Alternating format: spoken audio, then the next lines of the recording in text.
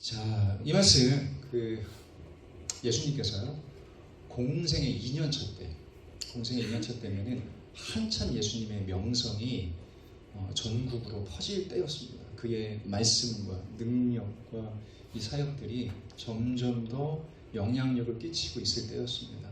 많은 사람들이 몰려와요. 몰려드는 사람들을 예수님께서 보시고 여러 감정이 드십니다. 저들이 무엇인가를 기대하고 오는데 갸륵하기도 하고 한편으로는 너무 안타깝기도 하고 또 한편으로는 무언가를 갈급해서 오고 하나님을 알고 있는 자들인데 여전히 목이 뻣뻣해서 하나님을 제대로 알지 못합니다. 그래서 사랑의 마음, 연민의 마음, 안타까움과 긍휼의 마음으로 이들에게 지금 간절하게 초청의 메시지를, 초청의 호소를 하고 계신 거예요. 내게 와. 너희들이 지고 있는 짐, 멍에들 가지고 내게 와. 내게 와. 이 말씀을 우리가 익히 알고 있으면서 또 기본적으로 두 가지 이 메시지와 교훈을 받아요. 첫 번째, 세상에서 수고하고 무거운 짐을 가지고 사는 우리가 주님 앞에 오면 쉼을 얻는 줄 믿습니다. 두 번째, 내가 감당하기 힘든 이 짐을 지고 갈 때에 주님께서 친히 그 짐을 대신 짊어지고 짊어주시는 귀한 은혜의 하나님인 줄 믿습니다. 자, 그런데 정말 죄송합니다. 정말 죄송한 말씀드립니다. 제가 요거 두 가지 이의를 제기합니다. 첫 번째, 수고하고 무거운 짐진 자들아 다 내게로 오라. 내가 너희에게 쉼을 제공하겠다. 오늘 본문에요. 쉼을 제공하겠다라는 게 골자가 아니에요. 두 번째, 너희들이 감당하기 힘든 짐이 있어. 이거 내가 대신 지어줄게. 본문 어디에도 대신 지어주신다는, 짐을 대신 짊어주시겠다는 내용이 없어. 뭐야? 분명히 성경에 써 있어. 심지어는 시편에 근거가 있어. 시편 68편 19편, 시편 68편 19절. 심지어 날마다 지어주신대요. 날마다 우리의 짐을 지시는 그분, 곧 우리의 구원이신 하나님을 찬송하지요. 날마다 짐을 우리를 위해서 지어주신다고 되어 있잖아. 제가 오늘 열심히 제가 깨달은 이 본문 안에서의 그동안 확장되어지지 못한 하나님의 의도가 이것이 아닐까 소신 있게 함께 나누겠습니다. 자, 오늘 이 본문에서요 여러 개의 명령어와 몇 개의 명령어와 동사들이 있습니다. 제일 중요한 게 뭘까요? 제일 중요한 거. 동사들 중에 이게 중심이어야 되고 이 중심으로 나머지가 배치되어져 있습니다. 제일 중요한 동사는요 1번 오라, 배우라, 여러 가지가 있습니다. 정답 한 분 있습니다. 배우라 맞추신 이미영 권사님께 5만원 상당의 박수를 쳐. 배우라예요. 배우라. 제일 중요한 건 배우라예요. 배우라를 중심으로 양쪽에 두 번의 쉼이 나와요. 첫 번째 쉼과 두 번째 쉼은 달라요. 내가 쉬게 하리라 이거가 있고 쉬게 될 거야 라는 예언적 선포가 있어요. 중요한 건 배우라예요. 쉼에 대한 제공은요 목표가 아니에요. 너희들 이리 와야 돼. 내가 쉼을 제공할 거야. 이걸 목적으로 이 말씀하신 게 아니라 중요한 건 배우라. 예수님 입장에서는 가르치겠다. 배우라. 너희들은 배워야 돼. 결과물로서의 쉼이에요. 좀 쉽게 이거를 좀 적용하겠습니다. 이명 권사님 맞춰주셨으니까 우리 김기현 집사님 함께 양해를 구합니다. 두 분 세트로 좀 묻겠습니다. 김기현 집사님과 이명 권사님은 부부간으로 알고 있습니다. 아닌가요? 맞아요. 맞죠. 증인이에요. 처음에 결혼하실 때 저는 분명히 이랬을 거라고 생각합니다. 김기현 집사님 상남자시지 않습니까? 네, 처음에 프로포즈 하시고 결혼을 마음먹고 전화 걸어서 미영아 나 좀 만나자. 거기 덕숭이 놀단길 밑에 담쟁이 넝쿨 밑에서 만나자. 어깨를 딱 잡으시고 이렇게 얘기하셨을 겁니다. 미영 나한테 시집 와. 내가 행복하게 해줄게. 얼마면 되겠어? 오빠 이렇게 거칠게 대하면 난 너무 좋아. 뭐 어쨌든 나한테 시집와. 내가 행복하게 해줄 거야. 여기서 잘 생각해 보세요. 자, 행복하게 해줄 거야. 김기현 집사님의 이미영 권사님을 바라보시는, 아니 그렇게 그냥 청년이니까 규현이가 미연이를 바라볼 때 알았어요. 행복하게 해주는 게 궁극적인 목적일까? 아니면 시집 오게 하는 게 결혼이 먼저일까? 조건부예요. 시집을 와야 행복하게 해주지. 나한테 시집 안 올 여자한테 뭘 행복을 내가 제공해 줄 필요가 있어. 나한테 와서 배워야 너희들이 힘이 있을 거야. 오케이? 이 본문에요, 두 가지 우리가 또 단어가 있는데 이거 우리가 너무 두루뭉실 넘어가는 게 있습니다. 멍해와 짐이에요. 뭐 짐이야 그렇다 쳐 아니까. 멍해가 뭐예요? 우리가 그냥 이걸 죄송해요 이렇게 표현하는 거 그냥 두루뭉실하게 대충 묶어서 넘어가요. 아니, 분리되어지고 되어져야 하고 다른 개념이에요. 전혀 달라요. 멍해가 뭡니까? 우리 예전 어르신들 아시죠? 지금이야 기계로 밭을 갈지만 소가 밭을 갈았던 시대가 있었습니다.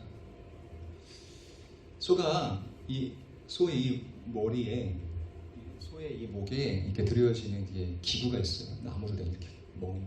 거기에 쟁기를 이렇게 뒤에서 이렇게 이어서 밭을 갑니다. 소가 밭을 갈 때 소의 머리에 씌워지는 도구예요. 자, 소에게 있어서 짐은 오늘 할당된 이 밭을 가는 게 소에게 있어서 오늘의 짐입니다. 그 짐을 지기 위한 도구. 오늘 본문에서는요, 멍해가 그래서 이렇게 소급 적용되는 거예요. 무엇이냐? 우리 삶에 있어서 우리가 짊어진 멍해, 삶을 살아가는 도구, 방식, 수단, 방법들을 얘기하는 거예요. 그게 멍해입니다. 그래서 어떤 경우에는요, 짐도 지기 전에 멍해가 더 무거운 경우가 있죠. 예를 들어보겠습니다. 저는 어떤 어르신을 만났습니다. 대화를 하는데 한 20여 년 전에 이전 뉴질랜드에 와서 야, 이거 영어도 안 되고 가장으로서의 책임은 져야겠고 누가 소개를 시켜주셔서 택시 운전을 하도록 이렇게 마음을 먹었다고 합니다. 영어가 안 되니까 힘들죠 처음에. 이분에게 있어서 짐은 뭐니까? 가장으로서의 생계의 부담이 이분의 짐입니다. 멍해는 뭐예요? 택시 운전이죠. 근데 이 짐을 지기 위한 멍해 자체가 무거워요. 운전도 여기서 이제 운전석도 다르고 운전도 어렵고 영어도 안 되니까 어려운 거죠. 와, 이러고 있는데 누군가가 나타나서 동료가 야, 내가 기가 막힌 걸 하나 소개할게 줄게. 내비게이션. 야, 이걸 딱 틀고 가니까 손님이 어디 목적지만 얘기하면 다 찾아주잖아요. 쉬운 멍해. 이제 생계의 짐을 지기 위해서 너무 쉬운 멍해를 획득한 거죠. 본문을 보세요. 쉬운 멍해라고 되어져 있어요. 다시 한번, 멍해는 우리의 삶의 짐을 지기 위해서 우리가 감당해야 될 수단, 방법, 도구 혹은 방식들을 얘기합니다.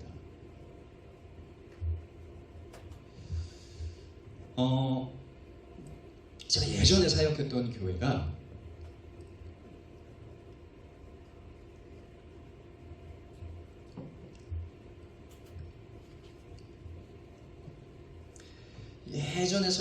교회가 충남 그 당진 지역 서해 대교가 있고 아주 아름다운 곳에 수양관을 멋지게 지었습니다. 수양관 이 근처에 밭까지 이제 사게 됐는데 한 800평 정도 됐어요. 꽤 넓죠. 거기서 이제 농사를 이제 짓게 되었는데 성도들이 일주일에 몇 분 이렇게 팀을 만들어서 갑니다. 그러면 2, 3일 정도 저도 포함이 돼서 남자가 몇 명 없으니까 가가지고 주로 제가 좀 고된 일, 좀 힘쓰는 일을 해요. 제가 피지컬이 되잖아요. 있는 게 근육밖에 없으니까. 가서 제가 무거운 짐을 나른다든가 제가 맡은 임무 중에 하나가 지게질이었어요. 지게 아세요? 왜 우리 어르신들 아시잖아요. 옛날에 그 역전에 지게꾼들이 있었잖아요. 요즘 세대들은 모를 텐데 이렇게 어깨에 메고 짐을 이렇게 잔뜩 실어서 옮길 수 있는 그 짐, 이 도구가 있어요. 그 장치가 있는데 제가 그걸 맡았어요. 그날도 제가 저쪽에서 저쪽 밭으로 이제 논두렁을 좁은 길을 비료부대를 낑낑대서 가고 있는데 저기 먼 밭에서 동네 이장님이 저를 보신 겁니다. 치근한 눈빛으로 저를 보더니 제가 영어는 못해도 제가 2개 국어 합니다. 한국어, 충청도. 이 선생 이리 와봐요. 그거 그렇게 시고 가다면 허리 절단 나요. 이게요, 충청도도 저쪽 아산 이태안 이쪽으로 가면은 끝이래요. 그거 대단하게 그렇게 시고 가다면 허리 절단 나요. 이리 와봐요. 여기 딱 앉아요. 이거 냉수 마시면서 아무것도 하지 마요. 저를 앉히더니 이 아저씨가 지게를 이렇게 딱 시옷자로 딱 세운 다음에 짐을 다 내려놓고 비료부대 다 내려놓고 잘 봐요. 아무것도 하지 마요. 날 봐요. 그러더니 이거를 짐을 촥촥촥 쌌는데 짐을 싸는 방식부터 달라요. 제가 한 8덩이 안 그렇게 왔는데 촥촥촥 쌌는데 방식이 내가 설명 못하겠다. 이걸 보여주셨다.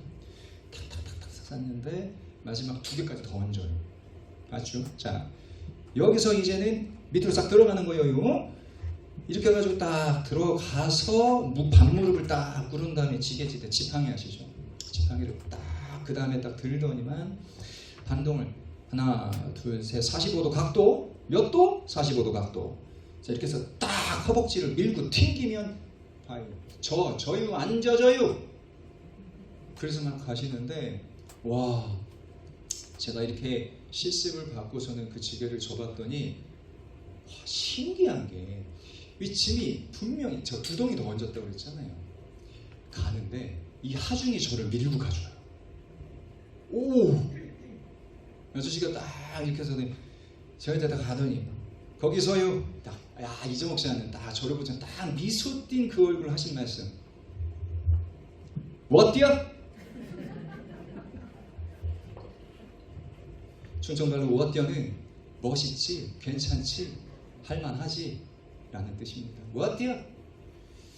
너무 감사했어요. 그리고 나서 너무 감사한 인사를 드리게 막 몇 걸음 가고 있는데 그 질만한 짐을 이제는 가벼운 짐이에요. 2덩이 더 얹었는데 가벼워. 야, 이걸 어떻게 설명할 길이. 뒤에서 아저씨가 이장님이 이 선생 또 부르시네. 잠깐 기다려보라. 그러더니 이 양반이 짐 내려놓고 잠깐 기다려고 자기 창고로 싹 들어가시더니 좀 이따가 창고 문이 좀 열리는데 제가 그날의 감동 잊을 수가 없습니다. 문이 열리는데 눈이 부셔. 내가 쳐다볼 수가 없어. 이 아저씨가 뭔가를 이렇게 너무너무 놀라운 걸 거기서 꺼내오시는데 제가 눈이 부셔서 쳐다볼 수가 없어. 이 아저씨 이게 뭡니까? 이장님 이게 뭡니까? 내가 이거 솔직히 말이요, 내가 50명 농사지었어. 내가 아무한테도 이런 기법 안 가르쳐주는데 이 선생 안타까워서 가르쳐주는겨. 50만 원을 받아도는 안겨.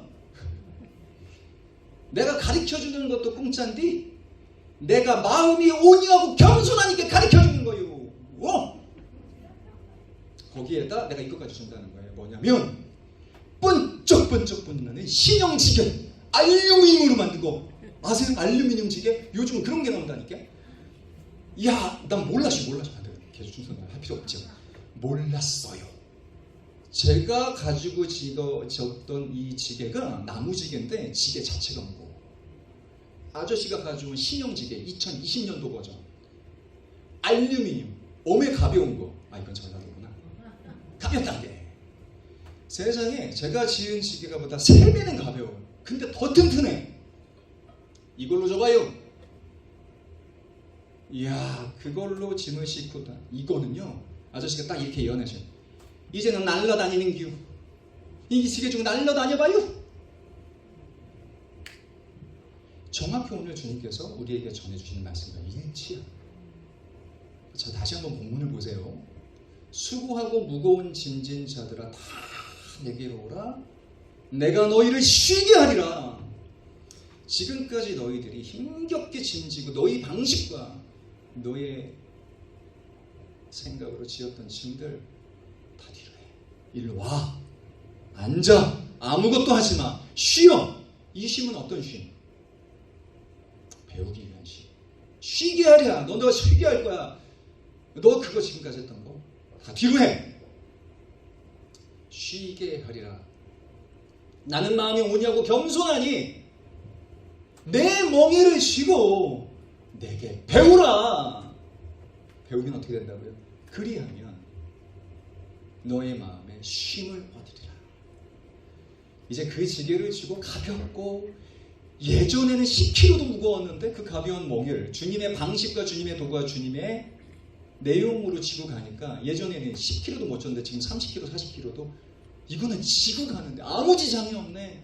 그래서 말씀하시는 겁니다. 내 멍에는 쉽고 내 짐은 가벼우니라. 자, 봐봐. 나한테 배우니까 내 방식대로 하니까 그 짐 실만하지. 심지어 더 무거운데 가볍지. 오늘 보면 이걸 말씀하시는 거예요.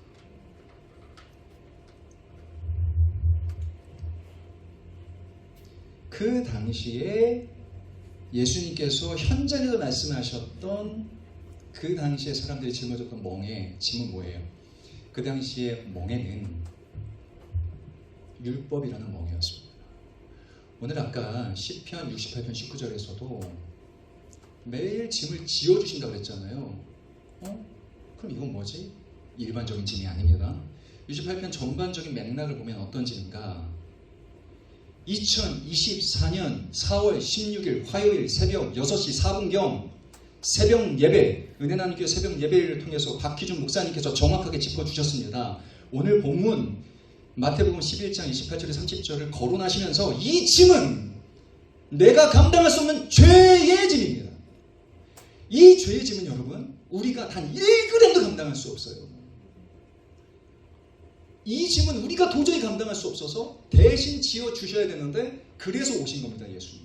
요 짐 지어주시려고. 이 죄악의 짐을, 우리가 지옥에 갈 수밖에 없는 이 죄악의 짐덩이를 지어주시기 위해서 이 땅에 오셨고, 다음 챕터에서 우리가 바라보는 다른 짐들, 이 짐을 대신 짊어주심을 해결되었어요. 그 당시의 사람들은요, 이 율법의 짐을 지고, 율법의 멍에를 가지고 세상을 살아가야 돼요. 세상 짐을 지어야 돼요. 율법 자체가 무거워요. 짐보다 무거운 멍에예요. 멍에에 이들이 지은 멍에, 율법이라는 멍에, 율법이라는 이 방식과 방법으로, 이 도구로 세상을 살아가야 되는데, 세상에 더군다나 로마 식민지 치하에서 가중되는 짐은 더했고, 이 멍에로 이 짐을 지어지기에는 이미 지쳐 있는 거예요. 그래서 안타까워 하신 겁니다. 내가 이 율법의 짐을, 이 멍에를 다 없애져 버릴게. 그래서 산상수훈 마태복음 5장 6장 7절에서 이거를 완전히 갱신시켜 주신 거예요. 율법의 이 원칙을 다 날려버리시고 내 방법으로 너희들 그 짐을 져. 이젠 됐단 말이에요. 그게. 자, 그러면 2000년이 지난 지금 우리에게 있어서 이 말씀을 그러면 적용 지점이 없나? 그럼 됐네. 그 멍해가 해결됐으니까 우리도 율법에 얽매이지 않고 살고 있으니까, 그런 성도니까. 아닙니다. 적용 지점이 분명히 있습니다. 왜?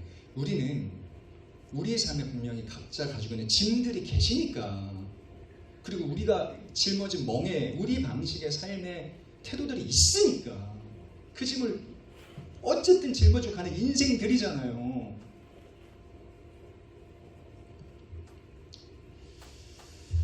말씀드린 대로 주님의 간곡한 초청의 이유가, 와라, 너 인생의 짐 나랑 함께 내 방법으로 한번 지어보자.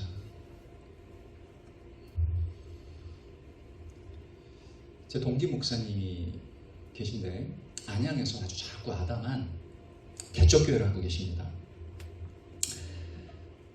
인상 자체가 너무 좋으세요. 저보다 한 3살 형님이신데 늘 생글 웃으시고 너무 성실하시고, 볼 때마다 지금 에너지가, 웃는 상이 없습니다. 친절하시고 아주 목회도 잘하세요. 그분에게 그런 아픔이 있는지는 꿈에도 몰랐습니다.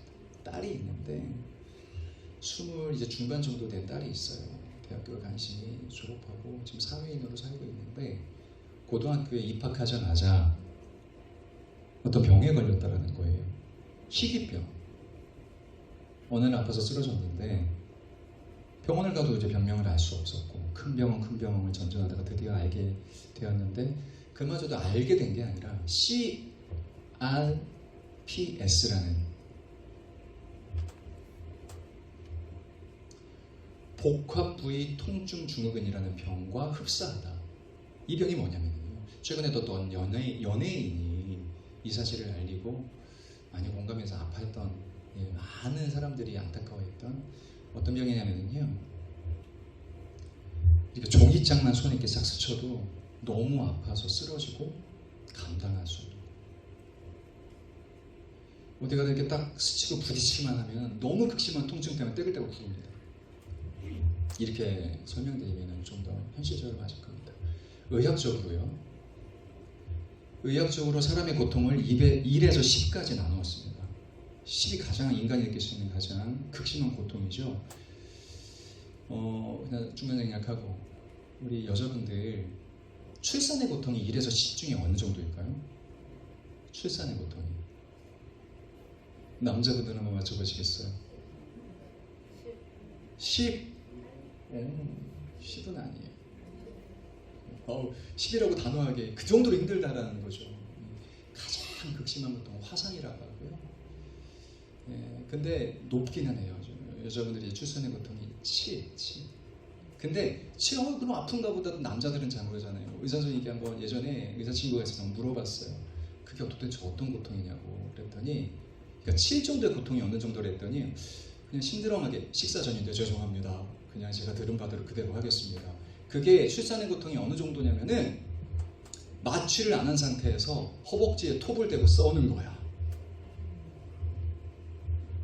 이야, 어떤 어머니는 그걸 4명이나 나왔네.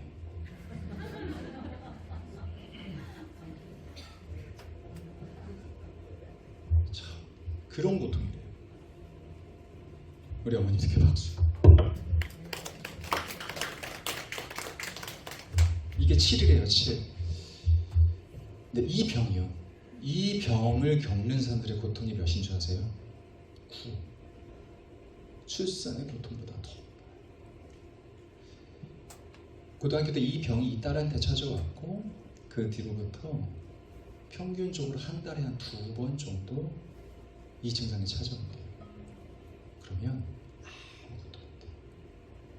방 안에서 이 고통이 끝날 때까지 그냥 기다리는 수밖에 없어요. 매 순간 찢어지는 고통에 떼굴떼굴 구르면서 이를 악물고 버텨온 시간이 무려 8년. 당사자는 물론이고 가족들이 이 고통이 얼마나 심했겠어요. 병원을 다 찾아다녀보고 없는 형편에 빚을 내서 백방으로 찾아다닙니다. 민간요법을 다 쓰고 심지어 이렇게 표현해서 좀 죄송합니다. 용하다는 은사자들도 찾아 개명하라는 얘기도 듣고 별의별 방법이 다 안 통합니다. 하나님께 떼굴떼굴 울부짖으며 기도한 시간이 또 얼마겠습니까? 자, 가족이 다 같이 기도원에 가서 작정 기도를 하고 이 아이를 위해서 애씁니다. 고통이 나아졌을까요? 병이 고쳐졌을까요? 이제는 웬만한 진통제도 들지 않습니다. 더 심해졌습니다. 그 얘기를 해요. 근데 이 얘기를 그냥 그 웃는 얼굴로 해요. 그러면서 그런 얘기를 하세요. 최근에 하필이면 주일날 아이에게 통증이 찾아왔습니다. 아이가 이렇게 피아노 반주를 하는데 그날 그것도 못하고 개척교회이기 때문에 예배당 칸막이 한편으로 그냥 방이 있는 거예요. 아이가 그 예배당 칸막이 다 들리는 그 좁은 방에서 고통스러워하고 있는데 아빠는 예배를 인도해야 됩니다. 얼마나 가슴이 미어졌겠어요. 예배 내내 딸에 대한 생각, 집중해서 예배는 하지만 거기서 울부짖고 있을 딸을 생각하고 또 얼마나 하나님이 원망이 되겠어요. 뭘 잘못했기에. 이 정도 되면 하나님이 계시면 이럴 수는 없지. 우리가 무슨 저주를 받았기에. 예배를 간신히 마치고 방을 들어갑니다. 아이가 역시나 이불을 입에 물고 소리가 새나가면 안 되니까 식은땀을 피우듯이 흘리면서 견디고 버티고 있더라는 거예요. 아빠의 심정이 얼마나 무너졌겠습니까? 평소 같으면 울부짖기라도 하지, 아프다고 소리 지르고 고래고래 소리라도 지르지, 예배 시간이니까 방해가 안 되겠어 그러지도 못한 거예요. 아빠가 얘를 안아주면서 미안하다, 어떠니? 아이가 이렇게 얘기해야 됩니다. 아빠, 오늘 여기서 예배하는데 하나님의 임재를 느꼈어.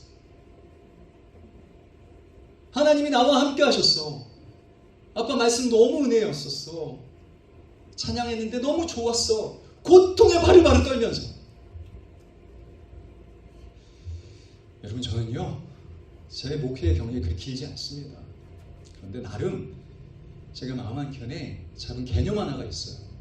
그게 뭐냐면요, 성도에게 있어서, 우리 하나님 믿는 사람이라는 공통점이라고, 성도에게 있어서 하나님을 믿는 자로서 가장 큰 축복은 뭘까요? 성도의 가장 큰 복은 뭘까요? 저는요 개인적으로 성도의 가장 큰 축복은 극복이라고 생각합니다. 성도의 가장 큰 축복은 극복입니다. 극복하게 하시는 하나님.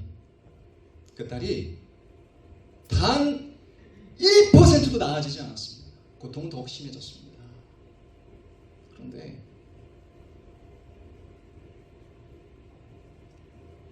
그가 만난 하나님이 뭔지는 모르겠으나 그가 하나님과 함께 그 삶을 극복해 나가고 있더라니. 저는 성도의 복은, 가장 큰 복은 극복이라고 생각합니다. 이 말씀을 하시는데 목사님이 또 생각 웃으세요. 아예 딸이 대견하죠. 그걸 극복하고 있는 거죠. 딸이 그래도 견뎌가고 있고 감사하게 하루하루 살고 있어요.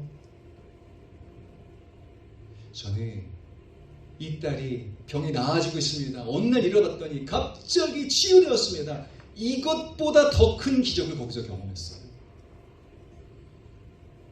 아하, 오늘 본문 말씀은 그래서 이렇게 압축되는구나. 수고하고 무거운 짐지들아 다 내게로 와라. 내가 너희를 쉬게 할 거야. 다시 배우자. 그리하면 나와 함께 너희의 삶을 극복해 갈 수 있을 거야. 우리 함께 극복해 가자.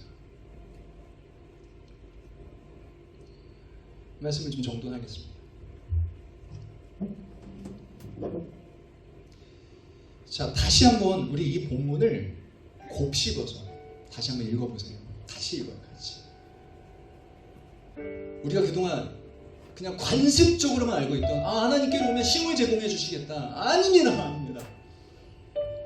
중요한 건 오는 것이고, 더 중요한 건 와서 배우는 것.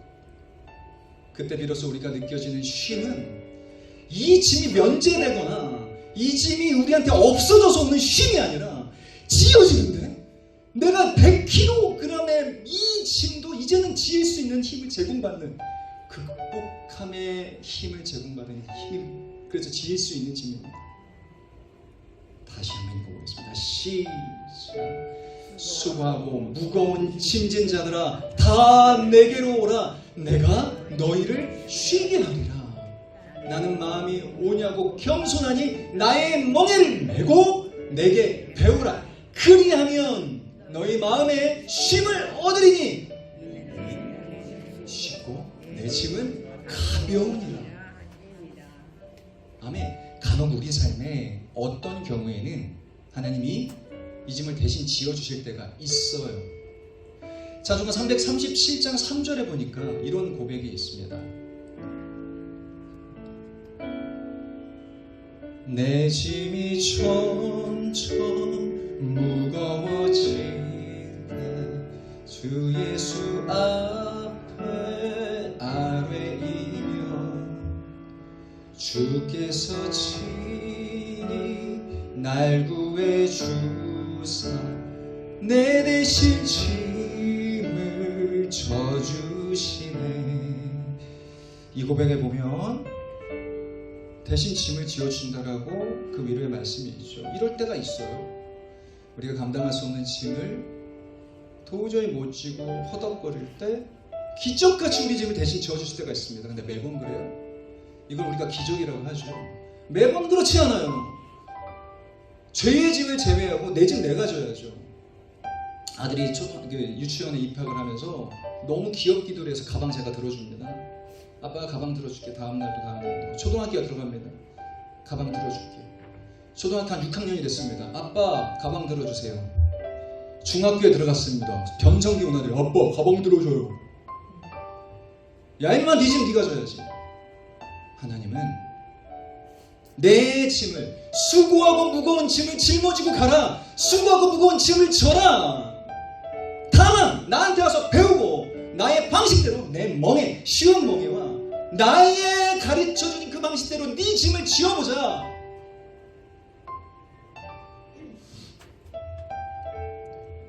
우리가 흔히 계속 까먹고 사는 게 있어요. 뭔지 아세요? 이런 표현 써도 죄송합니다. 하나님께 땡깡 부릴 때가 많습니다. 이게 뭡니까 하나님? 내 삶이 왜 이 모양 이 꼴로 계속 이렇게 가고 있습니까? 이거 해결해 주셔야 되는 거 아닙니까? 하나님 살아계시면 이럴 수가 없습니다.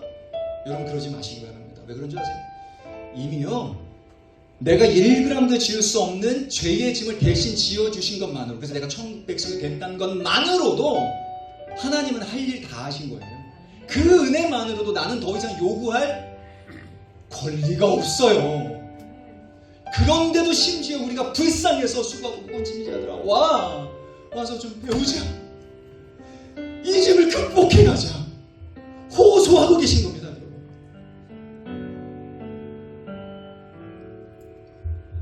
주님의 초청에 귀 기울이시는 인생 되시기를 소원합니다. 그래서 그 짐을 지고 넉넉히 그 짐을 지고 가면서 뚜벅뚜벅 천국을 향해서 가는 우리 인생 되기를 소원합니다. 오늘 우리 이 정문을 열고 세상에 나가서 일주일간을 살 때 하나님 이번 일주일도 배우기 원하고 이번 일주일도 내 짐이 극복되어지는 삶 살기 원합니다. 내 이 고통의 무게가 주님 안에서 규명되어지고 해석되어지고 들만한 짐이 되어지길 간절히 소원합니다. 고통의 멍에 벗으려고 예수께로 나옵니다. 자유와 기쁨 베푸시는 주께로 옵니다. 병든 내 몸이 든든하고 빈궁한 삶이 부해지며 죄악을 벗어버리려고 주께로 옵니다. 낭패와 실망이 있지만 나